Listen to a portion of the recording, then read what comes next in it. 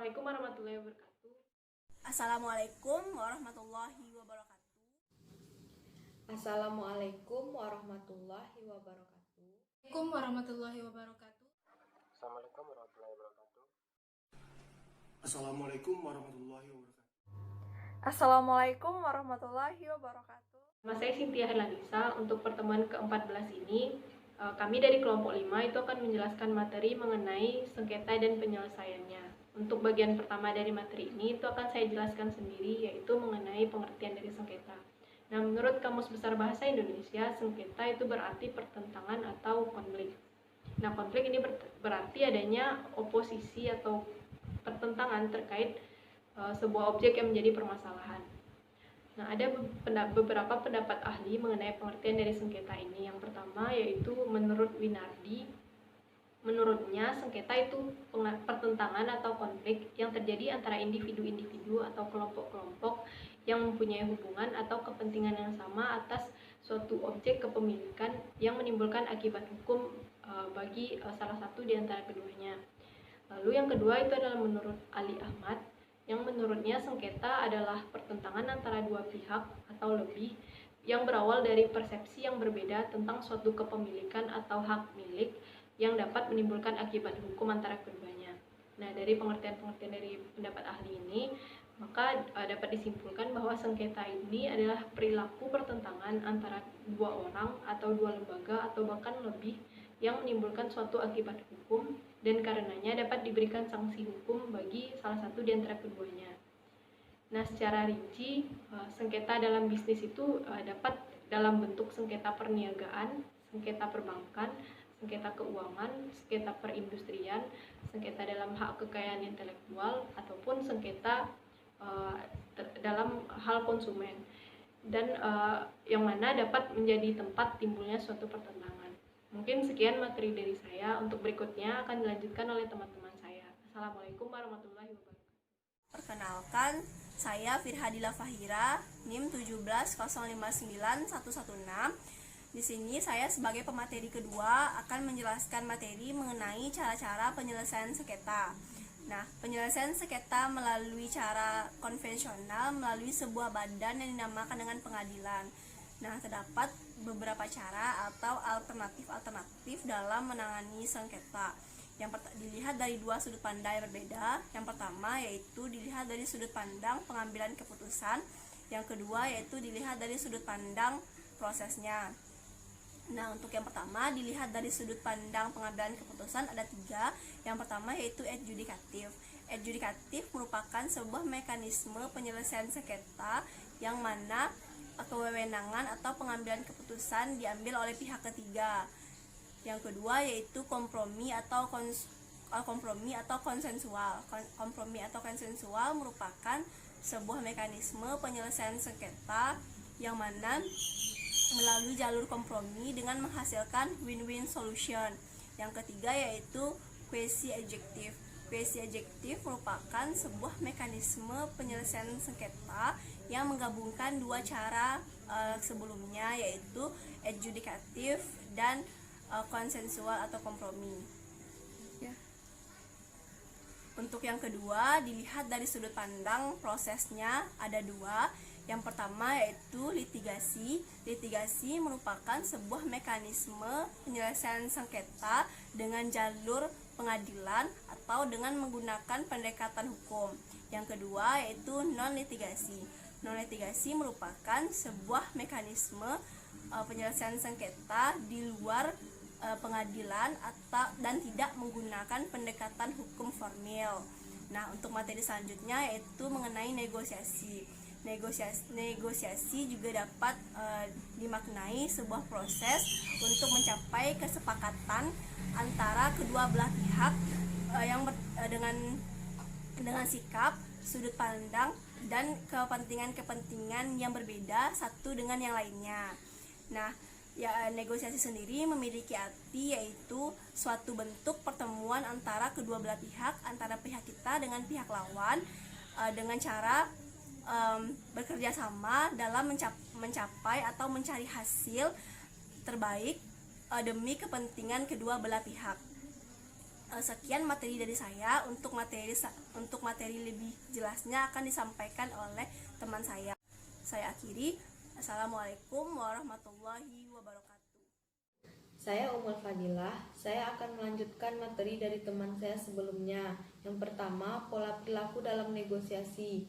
Yang pertama, moving against atau pushing, yaitu menjelaskan, menghakimi, menantang, tak menyetujui, menunjukkan kelemahan pihak lain. Yang kedua, moving with palling, yaitu memperhatikan, mengajukan gagasan, menyetujui, membangkitkan motivasi, dan mengembangkan interaksi. Yang ketiga, moving away with drawing, yaitu menghindari konfrontasi, menarik kembali isi pembicaraan, berdiam diri, tak menanggapi pertanyaan.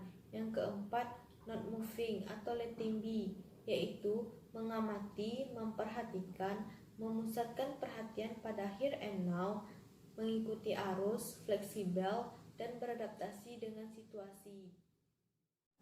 Selanjutnya, keterampilan negosiasi. Yang pertama, mampu melakukan empati dan mengambil kejadian seperti pihak lain mengamatinya.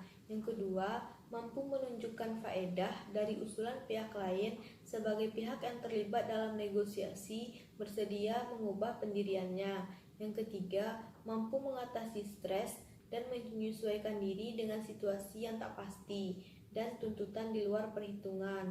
Yang keempat, mampu mengungkapkan gagasan sedemikian rupa agar pihak lain memahami sepenuhnya gagasan yang diajukan. Yang kelima, cepat memahami latar belakang budaya pihak lain dan berusaha menyesuaikan diri dengan keinginan pihak lain untuk mengurangi kendala. Selanjutnya, fungsi informasi dan lobby dalam negosiasi. Yang pertama, informasi memiliki peranan yang sangat penting. Pihak yang memiliki banyak informasi biasanya berada dalam posisi yang menguntungkan. Yang kedua, dampak dari gagasan yang disepakati dan yang akan ditawarkan sebaiknya dipertimbangkan terlebih dahulu. Yang ketiga, jika proses negosiasi terhambat karena adanya hidden agenda dari salah satu atau kedua pihak, maka lobbying dapat dipilih untuk menggali hidden agenda yang ada, sehingga negosiasi dapat berjalan lagi dengan gagasan yang lebih terbuka. Sekian materi dari saya. Assalamualaikum warahmatullahi wabarakatuh. Saya Nurul Fadilah akan melanjutkan materi sebelumnya. Saya sebagai pemateri keempat akan menjelaskan mengenai mediasi. Yang pertama adalah pengertian mediasi. Mediasi adalah proses penyelesaian sengketa melalui proses perundingan atau mufakat para pihak dengan dibantu oleh mediator yang tidak memiliki kewenangan memutuskan atau memaksa sebuah penyelesaian. Ciri utama proses mediasi adalah perundingan yang esensinya sama dengan musyawarah atau konsensus. Sesuai dengan hakikat perundingan atau musyawarah atau konsensus, maka tidak boleh ada paksaan untuk menerima atau menolak suatu gagasan atau penyelesaian selama proses mediasi berlangsung. Segala sesuatunya harus memperoleh persetujuan dari para pihak. Yang kedua adalah proses untuk mediasi. Proses untuk mediasi ini ada 5. Yang pertama, setelah perkara dinomori dan telah ditunjuk majelis hakim oleh ketua, kemudian majelis hakim membuat penetapan untuk mediator supaya dilaksanakan mediasi. Yang kedua adalah setelah pihak-pihak hadir, majelis menyerahkan penetapan mediasi kepada mediator serta pihak-pihak yang berperkara tersebut. Yang ketiga, mediator menyarankan kepada pihak-pihak yang berperkara supaya perkara ini diakhiri dengan jalan damai dengan berusaha mengurangi kerugian masing-masing pihak yang berperkara.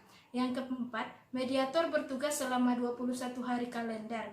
Berhasil perdamaian atau tidak, pada hari kedua-dua harus menyerahkan kembali kepada majelis yang memberikan penetapan. Yang kelima, jika terdapat perdamaian, penetapan perdamaian tetap dibuat oleh majelis. Terima kasih. Assalamualaikum warahmatullahi wabarakatuh. Perkenalkan, nama saya Muhammad Hakim. Saya akan melanjutkan materi yaitu tentang mediator.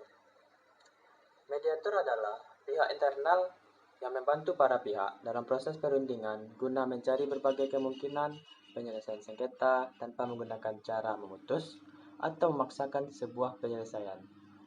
Adapun ciri dari mediator, yang pertama, netral. Yang kedua, membantu para pihak. Yang ketiga, tanpa menggunakan cara memutus atau memaksakan sebuah penyelesaian. Adapun tugas dari mediator, yang pertama, mempersiapkan usulan jadwal pertemuan mediasi kepada para pihak untuk dibahas dan disepakati. Yang kedua, mendorong para pihak untuk secara langsung berperan dalam proses mediasi. Yang ketiga, apabila dianggap perlu, mediator dapat melakukan kasus atau pertemuan terpisah selama proses mediasi berlangsung. Yang keempat, mendorong para pihak untuk menelusuri dan menggali kepentingan mereka dan mencari berbagai pilihan penyelesaian yang terbaik bagi para pihak. Demi kenyamanan para pihak dalam menempuh proses mediasi, mereka berhak untuk memilih mediator yang membantu mereka dalam menyelesaikan sengketa. Yang pertama, untuk mempermudah para mediator dalam memilih, Ketua Pengadilan menyediakan daftar mediator yang sekurang-kurangnya 5 nama dan disertai dengan latar belakang pendidikan atau pengalaman dari para mediator. Yang kedua, Ketua Pengadilan menempatkan nama-nama hakim yang telah memiliki sertifikat dalam daftar mediator. Yang ketiga, di dalam wilayah pengadilan yang bersangkutan tidak ada hakim dan bukan hakim yang bersertifikat. Semua hakim pada pengadilan yang bersangkutan dapat ditempatkan dalam daftar mediator. Yang keempat, kalangan bukan hakim yang bersertifikat dapat mengajukan permohonan kepada Ketua Pengadilan agar namanya dapat ditempatkan dalam daftar mediator pada pengadilan yang bersangkutan. Yang kelima, setelah memeriksa dan memastikan sertifikat, Ketua Pengadilan menempatkan nama pemohon dalam daftar mediator. Yang keenam, Ketua Pengadilan setiap tahun mengevaluasi dan memperbarui daftar mediator. Yang ketujuh, Ketua Pengadilan berwenang mengeluarkan nama mediator dari daftar mediator berdasarkan alasan-alasan objektif. Adapun honorarium mediator, yang pertama, penggunaan jasa mediator, hakim tidak dipungut biaya. Dan uang jasa mediator bukan hakim ditanggung bersama oleh para pihak berdasarkan kesepakatan para pihak. Sekian dari saya.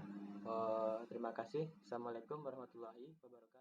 Saya Hafiz Rawan, pemateri ke-6 akan melanjutkan materi mengenai arbitrase. Arbitrase berasal dari bahasa Latin arbitrare yang berarti kekuasaan untuk menyelesaikan suatu perkara menurut kebijaksanaan. Adapun tujuan dari arbitrase itu sendiri adalah untuk menyelesaikan perselisihan dalam bidang perdagangan dan hak dikuasai sepenuhnya oleh para pihak dengan mengeluarkan suatu putusan yang cepat dan adil, tanpa adanya formalitas atau prosedur yang berbelit-belit, yang dapat menghambat penyelesaian perselisihan. Berdasarkan pengertian arbitrasi menurut Undang-Undang Nomor 30 Tahun 1990, diketahui bahwa yang pertama, arbitrasi merupakan sebuah perjanjian, dan yang kedua, perjanjian arbitrasi harus dibuat secara tertulis, dan yang ketiga, perjanjian arbitrasi merupakan perjanjian untuk menyelesaikan sengketa untuk dilaksanakan di luar peradilan umum. Adapun dasar hukum arbitrasi itu sendiri, yang pertama, Undang-Undang Nomor 48 Tahun 2009 tentang kekuasaan kehakiman. Yang kedua, Undang-Undang Nomor 30 Tahun 1999 tentang arbitrasi dan alternatif penyelesaiannya. Yang ketiga, Undang-Undang Nomor 5 Tahun 1968 tentang penyelesaian perselisihan antara negara dan warga negara asing mengenai penanaman modal. Yang keempat, keputusan Presiden Nomor 34 Tahun 1981, dan yang kelima, Peraturan MA Nomor 1 Tahun 1960 tentang tata cara pelaksanaan putusan arbitrasi asing. Mungkin sekian penyampaian materi dari saya.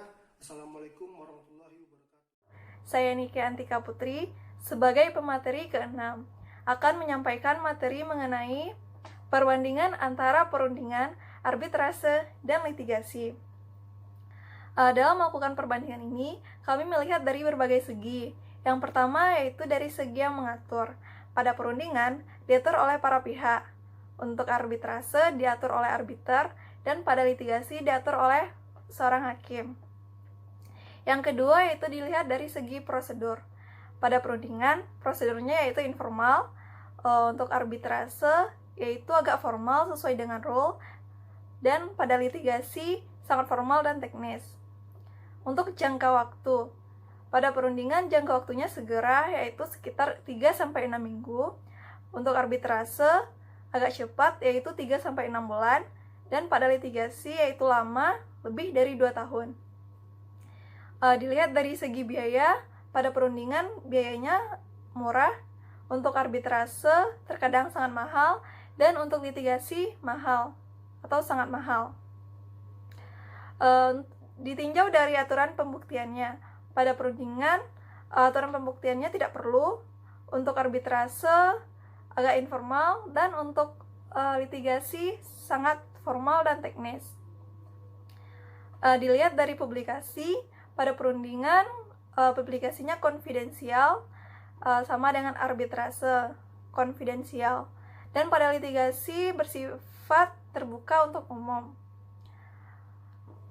Dilihat dari hubungan para pihak, pada perundingan hubungan para pihaknya bersifat kooperatif, sedangkan untuk arbitrase dan litigasi yaitu bersifat antagonistis. Dilihat dari fokus penyelesaian, pada perundingan fokus penyelesaiannya ke masa depan atau ke masa yang akan datang, sedangkan untuk arbitrase dan litigasi yaitu lebih ke masa lalu. Untuk metode negosiasi, pada perundingan metode negosiasinya yaitu kompromi, untuk arbitrase dan litigasi sama keras pada prinsip hukum. Dilihat dari komunikasi, pada perundingan komunikasinya untuk memperbaiki yang sudah lalu, sedangkan untuk arbitrase dan litigasi jalan buntu.